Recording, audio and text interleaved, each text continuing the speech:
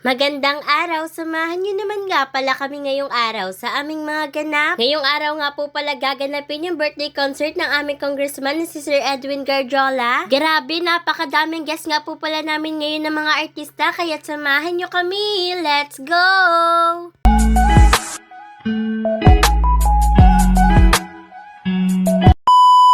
Hello mga karakitera! Good day, new life! Sobrang excited nga po pala kami ngayong araw kasi ngayong araw nga po gaganapin yung birthday concert ng aming congressman na si Sir Edwin Garjola. Sino ba naman kasing hindi magiging excited sa dami ba namang parapol na pwede naming mapanalunan? Talagang mapapatalon ka na lang kapag ikaw yung nabunot. Ito nga po pala yung unang pagkakataon na magkakaroon dito sa may mataas na kahoy na isang birthday concert. Talagang napakabongga. Isang napakalaking blessing nga po pala ito para sa lahat ng mga taga-mataas na kahoy dahil talagang napakalaki ng tsansa nila na manalo sa mga raffle dahil libre lang naman yung ticket. Dahil ito nga po pala yung unang pagkakataon na magkakaroon ng ganitong klaseng event dito sa may mataas na kahoy, kaya naman dinumog talaga ng napakaraming tao. Hindi ko naman talaga masisisi yung mga taga-mataas na kahoy kung bakit sila pumunta dito dahil talagang napakasarap na pwede mong mapanalunan sa mga raffle. Bukod nga pala sa mga paraffle na inihanda ng Family Garjola, ay meron nga din nga po pala kami mga special guest ngayon gaya na lamang ni Chad Kinis at saka ni Ate Divine. Gaya nga pala na sinabi ko kanina dahil bongga nga po pala ang birthday concert ng aming congressman dito, kaya naman napakabongga din ang aming mga guests. Isa nga po pala sa napakagaling, napakalupit at talagang napakatalented namin guest ay si Andrew E. Grabe guys, ito nga po pala yung unang pagkakataon na nakita ko si Andrew E sa personal, talagang napakagaling. Nagbigay din nga po pala ng souvenir ang aming special guest ngayon na si Andrew E, gaya na lamang ng kaniyang sapatos. Noong natapos naman nga pala mag-concert si Andrew A, lumabas na nga din po pala dito ang aming birthday boy na si Congressman Edwin Garjola. Bilang isang taga-mataas na kahoy, ako'y nagpapasalamat nga po pala ng bongga sa Family Garjola dahil binigyan niyo po talaga kami na kainamang saya ngayong gabi. Maraming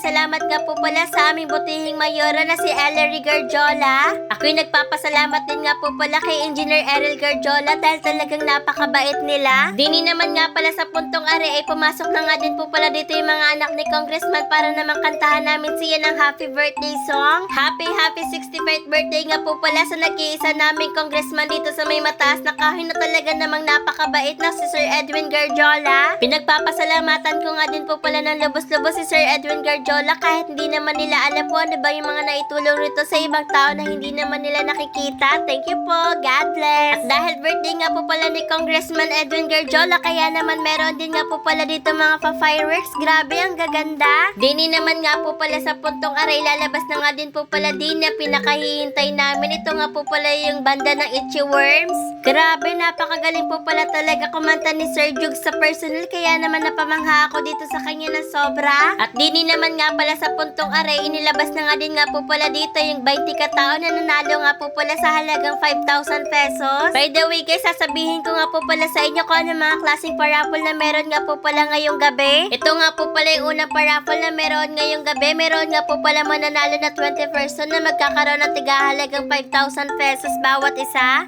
Meron din nga po palang another 10 person na mananalo naman nga po pala sa halagang tigti 10,000 pesos bawat isa. Babunot din nga po pala sila diyan ng 2 tao na para naman nga po pala manalo ng tigti 50,000 pesos. Syempre, there's more. Meron din nga po pala silang bumurutin pang 2 tao para naman nga po pala manalo ng tigwa 100,000 pesos. Tapos babunot din nga po pala ulit sila diyan ng isa pang tao para naman nga po pala sa mananalo ng isang brand new na tricycle. At para naman po sa pinaka grand prize ay babunot din nga po pala sila diyan ng isang tao para naman po sa makakakuha ng isang lote. Yung lote nga po pala na napanalunan diyan ay magkakaroon din nga po pala yun ng sariling titulo, tapos magkakaroon din nga po pala ng sariling pabahay na may halagang 250,000 pesos. O diba, bongga? Dahil medyo lumalalim na nga din po pala yung gabi ngayon, kaya hanggang dito na lang for today's video. See you in my next vlog. God bless!